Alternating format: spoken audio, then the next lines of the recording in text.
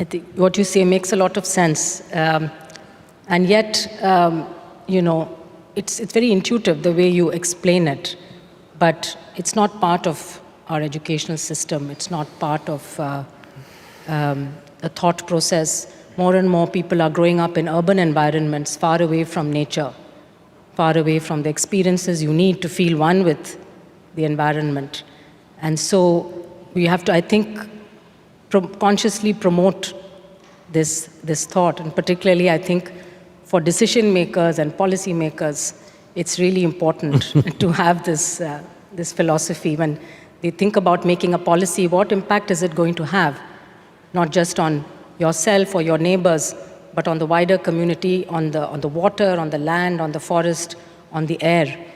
Unless we start thinking about each and every policy like that, I don't think we can appreciate really this oneness of being that you described. See, if you take something as a value or a philosophy or an ideology, this will work when you and me sit on separate chairs like this. Suppose there is little space, 5 of us have to sit on the same chair, that's when the trouble begins, okay? You got your big chair, I got my big chair, no problem.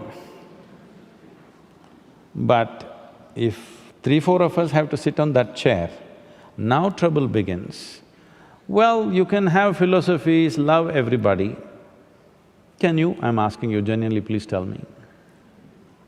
You will love selectively, isn't it? Love thy neighbor. Can you love your nasty neighbor? You will not, okay? It is nice to say these things because it helps to cool you a little bit. But when life puts you to test, it won't last. You've seen it again and again. You said it is not the nature of our education, 100%, that's where the problem is. The real problem is in the way we are educating our generations of people. The question is not about what, it is the way we are doing it. Right now, our education system is 100% dependent upon human intellect. We are treating intellect as the only dimension of intelligence existing in this human being. If I ask you a simple question, you must answer this question because I'm going to bless you. Do you want your intellect sharp or blunt? Okay. Those of you who didn't say anything, blessed. So I'll give you one more chance. Sharp or blunt? Sharp, for sure. Intellect should be sharp. Why? Because it's a cutting instrument. It's like a knife, it's like a scalpel.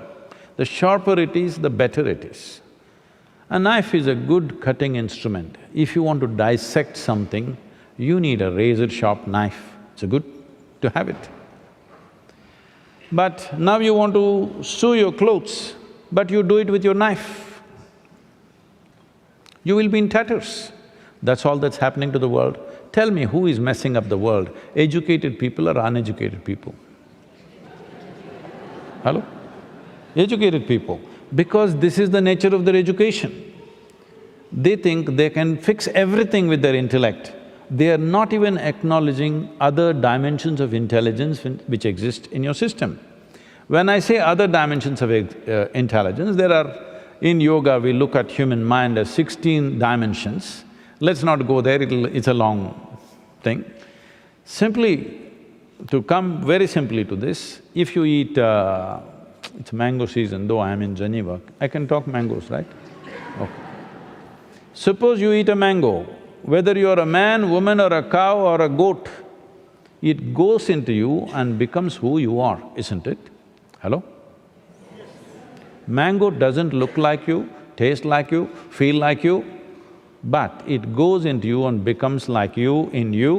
If you're a woman, it becomes a woman, if you're a man, it becomes a man, if you're a cow, it becomes a cow, if you're a goat, it becomes a goat. Very smart mango, you think?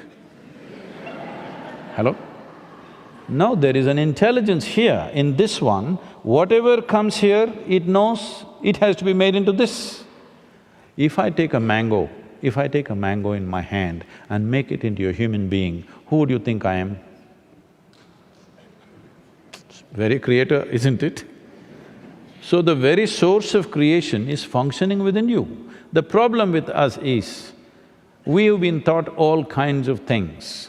Somebody said those who are deprived of love in their life, that they could not love anybody around them or nobody around them loved them, they said God is love.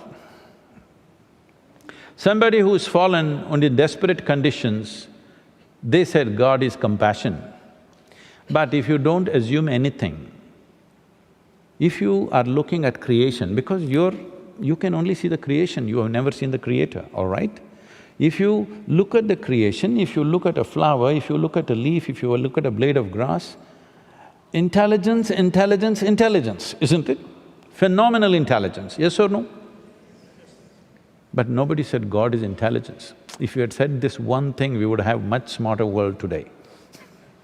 Because creation is the highest level of intelligence you have seen. You're just one little product of that, isn't it so? Hello? With all your brains, you still not figured out one atom in its entirety. We know how to use it, we know how to break it, we know how to fuse it, but we don't know what it is. Because the basis of creation is a phenomenal intelligence, beyond anything that you can imagine. So if creation is such intelligence, the source of creation must be a fantastic dimension of intelligence. But we said all kinds of things to manage social situations. But if you really pay attention to your own system, the way it is it working because of you? Hello? Can you operate your kidneys, I'm asking? Can you make your liver go better? No. It is not happening because of you, it's happening in spite of you. Yes or no? There's a tremendous intelligence here. How come you think you can never access that? How come you think you can only function from the little bit of memory that you have gathered in the name of education, and you can only use that little bit of memory? Let's understand this. Because in the next 5–10 years, artificial intelligence is going to come big time. People who read 10 books became scholars.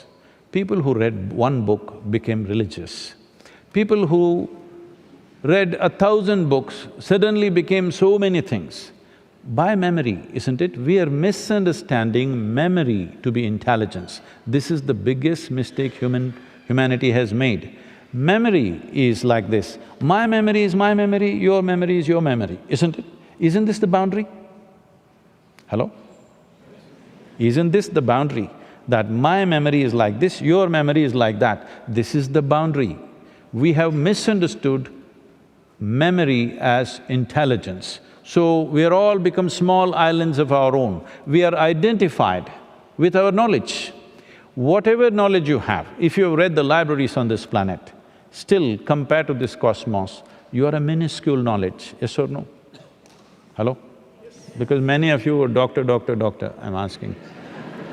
I'm not trying to insult you, but is it not minuscule compared to the nature of this cosmos, of what's happening here? If you identify with your knowledge, you become that minuscule. Now you have your own world, I have my own world, but our ignorance is boundless. If you identify with your ignorance, we are all together. This is what yoga means.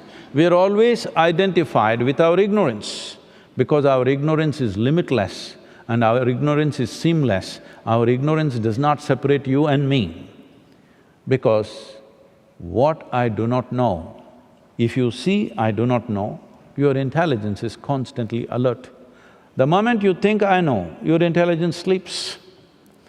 If you want to do an experiment, if I ask you to walk from there to there, you will walk, maybe being self-conscious, everybody's watching you. But if I turn off all the lights and make this pitch dark, if I ask you to walk from here to there, you become super alert, isn't it? Hello?